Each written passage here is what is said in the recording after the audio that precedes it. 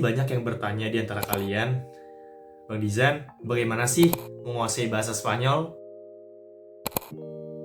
Oke, sebagai mahasiswa sekolah bahasa di Spanyol saat ini, gue akan berbagi ke kalian bagaimana tips dan trik untuk menguasai bahasa Spanyol.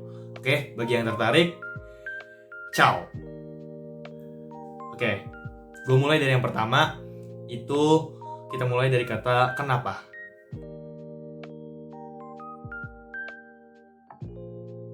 Nah, kenapa kalian ingin mempelajari bahasa Spanyol? Nah, itu jadi alasan terpenting untuk memulai belajar bahasa. Contoh, misalnya kalian ingin studi, kalian ingin kerja, kalian ingin ikut volunteer, kalian ingin student exchange, kan banyak alasannya.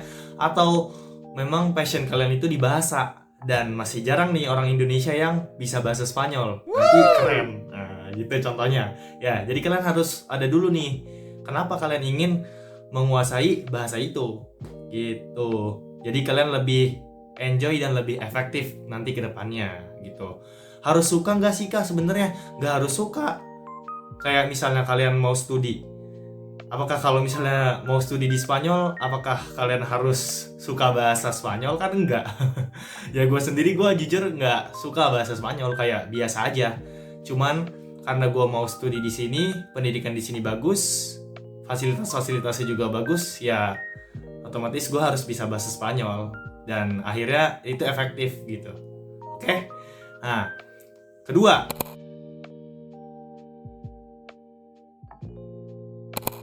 kalau udah ketemu, nah kalian pilih tuh bahasa Spanyol mana yang mau kalian arahkan. Maksudnya yang mau kalian pilih bener-bener. Pilih salah satu dulu. Misalnya kalian emang tertarik sama bahasa Spanyol Argentina, ya udah fokus aja bahasa Spanyol Argentina dulu. Kalian suka sama musik Meksiko misalnya, fokus aja dulu sama bahasa Spanyol Meksiko gitu. Nanti untuk bisa yang lainnya itu menyusul gitu. Yang penting sesuai dulu dengan yang pertama tadi tujuan, yang kedua baru bahasanya kalian pilih salah satu gitu ya. Karena perbedaannya itu lumayan banyak gitu. Kalau orang Amerika Latin itu ngomongnya lebih pelan, tapi pronunciation beberapanya itu ada yang beda gitu. Contohnya misalnya piso. Kalau di Spanyol piso itu artinya apartemen, tapi kalau misalnya di Kolombia piso itu artinya lantai. Apartemen mereka nyebutnya apartamento. Nah, itu udah beda kan? Gitu. Oke. Nah, oke, kita masuk ke 3. Nah, apa aja sih step-stepnya? Oke, yang pertama ini gue bagi lagi ya dari ketiga ini tuh. Yang pertama, kalian itu belajarnya itu harus active learning. Nah, active learning itu apa aja? Yaitu berbicara dan menulis. Nah, kalian utamakan ini dulu, berbicara dan menulis. Ya. Nah, terus kedua, kalau sudah, itu kalian baru mulai untuk membaca dan mendengar gitu. Jadi ini stepnya agak melenceng ya, karena biasanya gue dengar dari berbagai motivator gitu, biasanya ngomongnya kalau belajar bahasa itu kayak anak bayi. Jadi kita denger dulu lah, ngomong, baca baru nulis gitu. Tapi ya kalian udah gede kan, jadi itu kelamaan gitu, gak usah. Jadi lebih baik kita belajar itu active learning. Jadi kita banyakin baca, banyakin nulis. Kenapa? Karena semakin kita, bukan baca, berbicara ya. Berbicara, menulis. Karena semakin banyak kita berbicara, kita akan semakin banyak butuh mendengar. Dan ketika kita semakin banyak menulis, kita akan semakin banyak untuk butuh dalam membaca. Gitu, itu tipsnya. Nah, terus ketiga itu bagaimana untuk mengorganisirnya. Oke, untuk speaking dan writing itu cara gampangnya kalian bisa menggunakan aplikasi tertentu yang memudahkan. Contohnya misalnya Discord, kalian bisa ikut grup, kalian ngomong sama orangnya langsung gitu. Terus nanti kalian bisa latihan ngomong langsung, terus kalian bisa sekalian dengar bahasa mereka kan. Terus kalian mungkin bisa minta tolong untuk koreksi tulisan kayak gitu. Itu bisa coba dengan Discord, atau gue tahu aplikasi namanya Tandem. Kalau di Spanyol ini namanya Tandem. Jadi kita bisa tuh bicara langsung sama orang Spanyol atau orang Meksikonya gitu. Jadi kita bisa praktis langsung one by one gitu. Atau juga misalnya ada kursus kayak italki itu bisa kayak gitu. Nah, terus untuk listening ini sebenarnya gue agak sedikit nyaranin kalau misalnya kalian melakukan hal-hal yang gak terlalu membutuhkan fokus banyak, kalian bisa manfaatkan untuk listening. Contoh kalau kalian berangkat sekolah, kalian pulang sekolah, atau kalian lagi ngelibat baju, kalian lagi nyuci piring, kalian lagi masak, kalian lagi nyuci, itu sempetin dengerin pakai headset. Nah, terus dengar tuh orang Spanyol tuh ngomongnya gimana gitu. Mohon maaf ya, gue sendiri gue nggak terlalu nyaranin untuk nonton film dan dengar musik. Kenapa? Karena ya itu kalian bukan belajar, jadinya kalian kayak memfokuskan kedua hal, antara memahami filmnya sama memahami bahasanya gitu.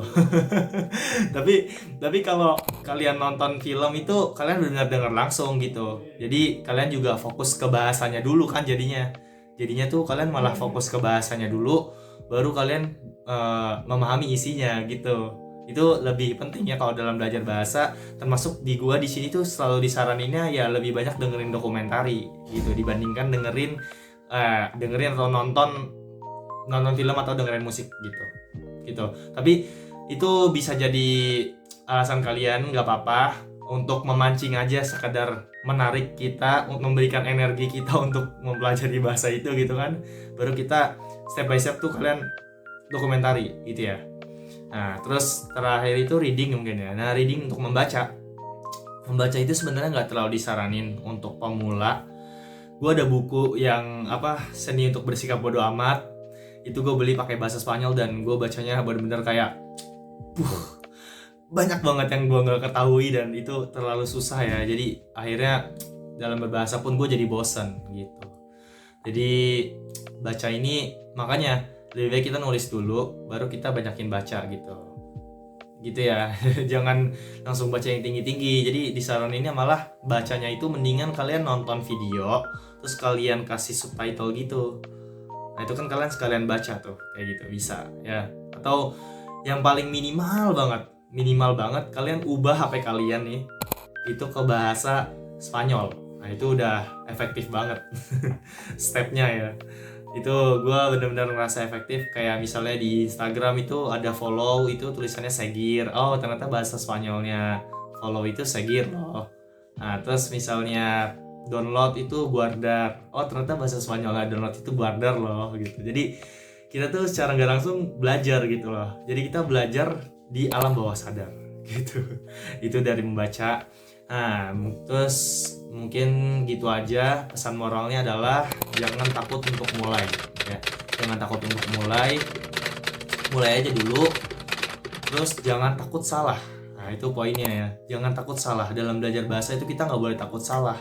Justru ketika kita banyak salah, kita itu jadi banyak mengintrospeksi diri kita, dibandingkan ketika kita kayak dengerin terus, nonton Inggris terus, nonton Spanyol terus denger musiknya terus, tapi ya gitu, nggak ada prakteknya.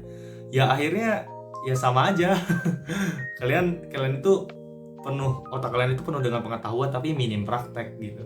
Sedangkan kalau misalnya kalian praktek, kalian memang dalam memulai kalian akan banyak salah, tapi kedepannya kalian akan jauh lebih berkembang dan akan jauh lebih cepat berkembangnya gitu. Itu sekian dari gua simpulin. Berarti yang pertama kalian harus tahu dulu kenapanya. Yang kedua, kalian pilih Spanyol mana yang ingin kalian fokuskan. Yang ketiga, fokusin untuk berbicara dan menulis dulu. Baru keempat, banyakin dengar dan banyakin membaca gitu. Dan yang kelima, pesan moralnya jangan takut salah dan jangan takut untuk mulai. Oke, sekian dari gua. Bagi kalian yang tertarik, dukung terus channel gua. Terima kasih sudah menonton. Nos vemos en España. Adios.